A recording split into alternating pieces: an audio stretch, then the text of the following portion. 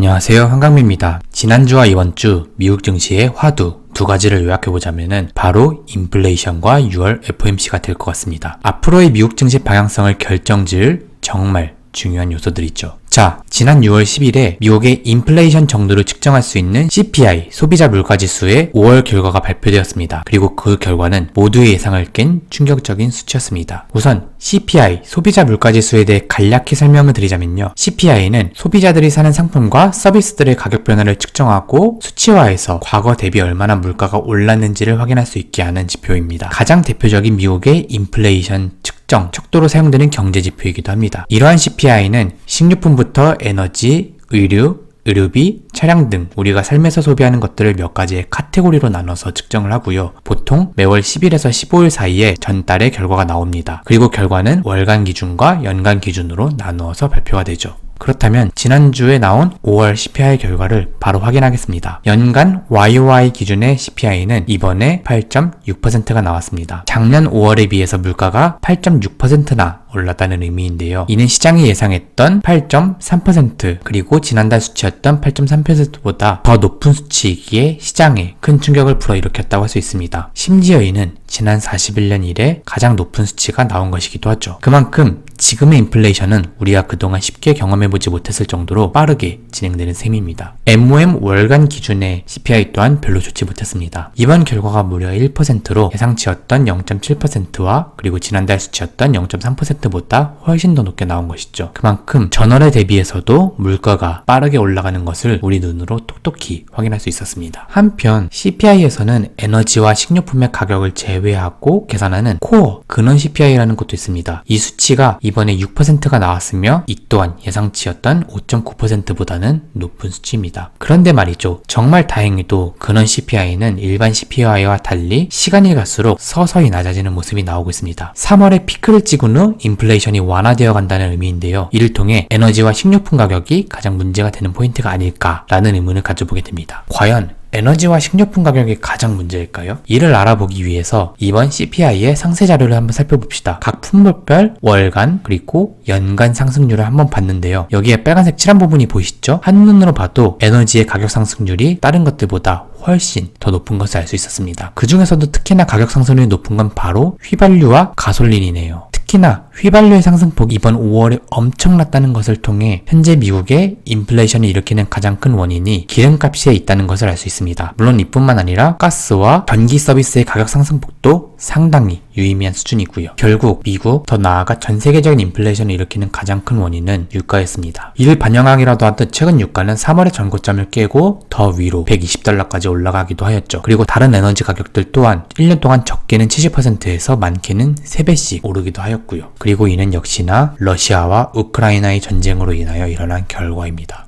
아직 전쟁이 언제 끝날지 알 수 없는 지금 이처럼 높은 에너지 가격 또한 언제 내려갈지 모르는 상태라고 보는 게 맞을 것 같습니다. 물론 에너지만 문제인 것은 아닙니다. 반도체 공급난의 가속화에 따라 신차 가격과 중고차 가격도 계속해서 오르고 있고요. 특히나 중고차 가격은 한동안 조정을 받다가 다시 5월부터 상승 추세로 전환이 되었죠. 거기에 더해 높은 유가의 영향으로 운송료도 지난 1년 동안 꽤나 많이 올랐습니다. 그 외에도 식료품과 주거비 등 다른 품목들의 가격 또한 1년 동안 눈에 띌 정도로 올랐습니다. 이쯤 되면 그냥 다 가격이 오르고 있다 라고 할 수 있겠네요. 그만큼 현재 일어나는 인플레이션이 쉽게 볼 것이 아니다 라는 뜻이기도 합니다. 이렇게 해서 5월 CPI 결과를 봤는데요. 이미 보셨듯 이번 결과는 상당히 좋지 못했습니다. 그러면서 미국 시장은 6월 10일 단 하루에만 상당히 폭락했습니다. 점점 장기화되는 인플레이션에 대한 공포와 연준이 인플레를 잡기 위해 별짓을 다 하게 될 거라는 걱정이 더욱더 커지게 된 것이죠. 현재 연준은 인플레이션을 어떻게든 잡기 위해 총력을 다하고 있습니다. 하지만